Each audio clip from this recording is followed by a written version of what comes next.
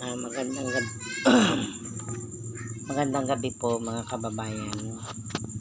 Ako po ay nandito na naman para ika nga ay maglabas na naman ako ng aking saloobin para sa aking iniidolong si Idol FLM. Ako ay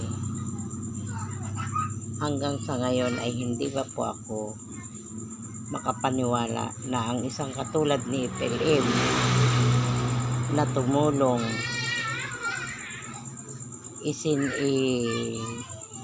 sinugal ang kanyang sarili sa pagbibigay sa mga tao ng tulong ay patuloy pa rin po siya ngayong ibinabaon sa kanyang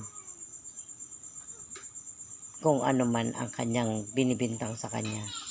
Bakit naman kaya ganun ang mga kababayan natin na kung sino po ang tumutulong at sa mga mahihirap na tao ay siya pa ang kanilang pinaparusahan na pinagdudusahan sa ngayon ni Idol FLM, na hindi ko rin alam po kung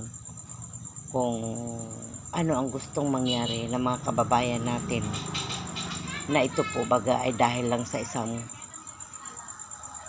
baka pumasok siya sa isang politika, pagkakandidato, kaya siya iniipit na ganito. At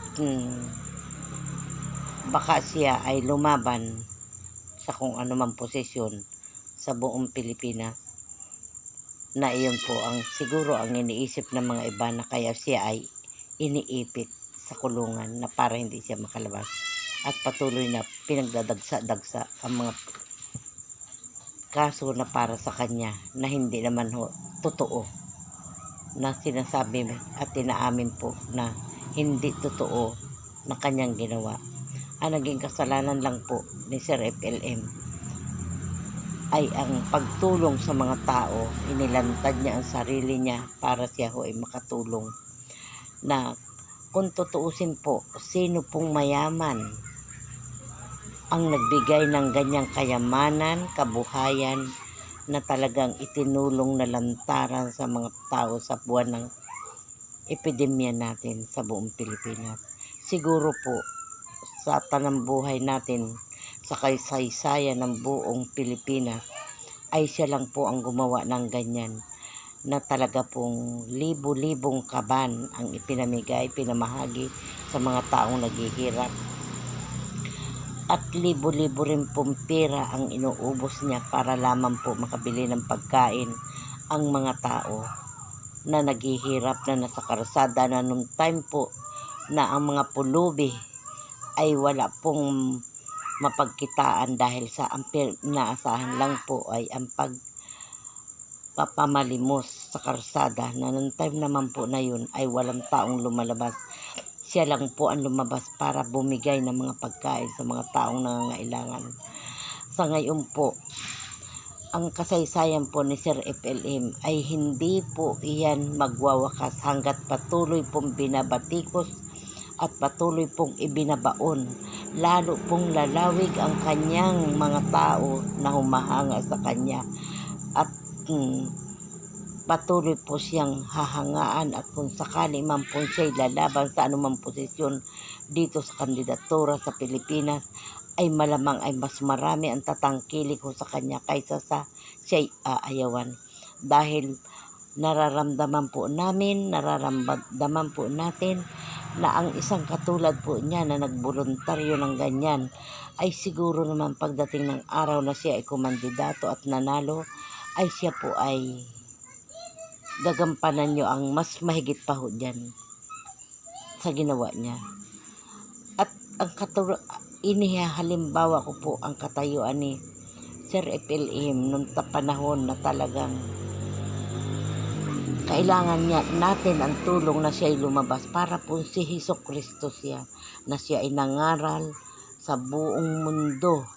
Nangaral siya ng tungkol sa ating Santa Iglesia at sa Panginoong Diyos Ama sa langit, na matapos po siya makapangaral, siya po ay hindi pinaniniwalaan ng iba at siya po'y binugbog, siya po'y pinarusahan hanggang sa siya po ay pinako sa krus. Parang ganyan din po ang pangyayari ng kay Sir FLM na siya po ay lumantad, lumabas, tumulong. Nang matapos po na matumulong, may mga tao pong hindi naniniwala na siya po ang katulad ng parang kay Judas Iscariote na matapos po siyang isumbong at pinarusahan ni Pilato ay siya po'y ikinulong. Ganyan din po ang katayuan ni Sir FLM parang sa kay Hesukristo na siya po ang pangyayari na nangyari sa kay Sir FLM. At ito naman po ang masasabi ko, yung panahon po na epidemya, ang karamihan po ng mga kandidato na dati po kung halimbawa man na sa panahon ng kandidatura na dumating ang epidemya ay marami siguradong lalabas ng mga kandidato para makipagkamay, maghingi at mamigay ng mga tulong o magboluntaryo dahil kailangan nila na sila ay makilala ng mga tao sa oras ng kandidatuhan, hindi po sa oras ng kagipitan. Makilala sila sa oras na iyon na kahit na maipakita nila sa tao na kahit na epidemya sila'y lalabas dahil sila po ay mga kandidato kaya nila gagawin ang ganun. Pero palibhasa ho, hindi oras ng kandidatuhan kaya wala pong nagboluntaryo na ganun na para mamigay ng kabuhayan nila sa tao. At saka isa pa rin po, ang karamihan po sa mga mayayaman, labis-labis na po ang kayamanan nila. Pero ang ginagawa pa rin po nila ay ang mga mahihirap na tao, ang kanila rin pong pinagsasamantalahan na para sila po ay makinabang. Pero ang kanila pong kayamanan ay hindi po nila pwedeng ipamigay sa tao dahil iyon po ay kayamanan nila. Yan po ang isip ng mga karamihang mayaman. Kaya lang po si Sir FLM ay naglantad na ganyan ay marami po ang tumulad at nadala ng hamon niya sa mayaman challenge. Kaya may lumabas at may namigay na mga mayayaman din na tao. At isa pa po, yung pong mga katulad po natin na dumaing sa kanya, siguro ho naman ay kanyang pagbibigyan sa abot nga ng kanyang makakaya daw. Yan ho ang lagi niyang sinasabi. At yun naman hong nagbabati ko sa kanya. Sila po baga ay nagawaan ng kasalanan ni Sir FLM? Kung nagawaan po sila, bakit hindi po sila lumantad sa husgado ngayon na sa kasalukuyan ho'y kailangan nilang lumabas para lang ho matapos na ang problema. At kung halimbawa man ho na lumabas sila at may katotohanan ang kanilang mga sinasabi at kasalanan ni FLM, ay siya po ay mapaparusahan. Pero kung wala naman po siyang kasalanan, sana naman po ay palabasin na at tapusin na po ang kanyang paghihirap doon sa loob ng kulungan. Alam po ninyo, nung panahon na siya ay ini-interview na nandoon siya sa kulungan, nakita ko po ang litrato niya. Ako ho'y awang-awa sa kanya dahil sa isip ko po, ang isang taong katulad niya na hindi niya sukat akalain na sa panaginip niya ay hindi niya akalain na siya ay mapapasok sa ganung lugar. Nang dahil po sa pagbibigay lang niya ng tulong sa mga tao ay nangyari po sa kanyang buhay ang ganoon.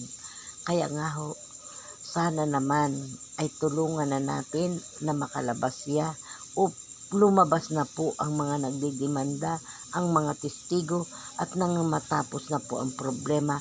At nang sa ganun po, kung matapos po ang problema, siya naman po ay makarating sa kanyang asawa at nang makita naman po niya ang kanyang pamilya na sa ngayon po ay sinasabing bagong anak ang kanyang asawa. Sana naman po magkaroon po kayo ng malambot na puso kung sino man po ang humaharang na yan. Sa kay Sir FLM, sana po ay tapusin na ninyo na sa ganun po ay makalabas na siya. Parang awa na po ninyo. At nang sa ganun din po, makatulong siya kung siya po'y nasa labas na, makatulong po siya sa mga mahihirap na tao. At nang kung ano po ang kakulangan ng ating gobyerno para sa mga kababayan natin, ay siya po ang magpupuno. O hindi man po magpupuno, ay yung nagiging ka-challenge po niya sa kanyang paghahamon ay makakatulong po iyon sa mga tao na naghihirap at naghihikahos. Kaya sana po kung sino man po ang bumabaon na yan, kayo naman po sana ay mag-isip-isip at isipin din po ninyo ang mga sitwasyon ng mga tao ngayon na sa ngayon po ay talagang kailangan pa rin po natin ang pagtutulungan. Bakit po ganun? Imbis na magtulungan, na matuwa at may taong nagboluntaryo, ay hindi po yung may nagboluntaryo na ay ipakukulong pa, samantalang sila ho'y walang ginagawang mabuti, wala silang ginagawang katulungan sa mga taong mahihirap. Kaya sana naman po ay mag-isip-isip naman po kayo kung sino man pa ang dumudukdok o dumidikdik para sa kay Sir FLM, na kung ano pa po ang problema na yan, ay sana'y patawarin na po ninyo siya, or siya po inyong lutasin na ang kanyang problema, paghihirap. Yun lamang po ang masasabi ko. At sana naman po kung kayo po ay nakakaala-ala sa mga ginagawa niya, o kung kayo man ho ay ginawa ng kasamaan na katulad ng sinasabi ninyo na scammer o kung ano pa man yan, ay sana po ay lumantad na kayo para sa ganun matapos na ang problema ni Sir FLM, na sa ganun po mabisita niya ang kanyang pamilya at makita po niya ang kanyang bagong anak na asawa. Sana po isipin din po ninyo ang sitwasyon niya, kung nasa sitwasyon ninyo, nasa katayuan ninyo, ang katayuan niya, siguro po kung ano ang nararamdaman niya, yun din po ang mararamdaman ninyo. Kaya parang awa na po ninyo, tulungan na po ninyo si Sir FLM na siya po ay makatapos sa kanyang problema. Salamat po ng marami.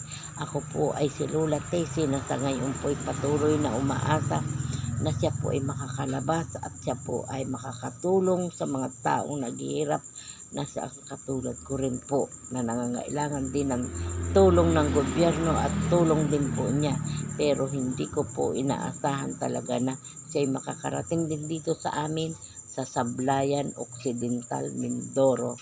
Kaya sana po makalabas niya. Yan lang po.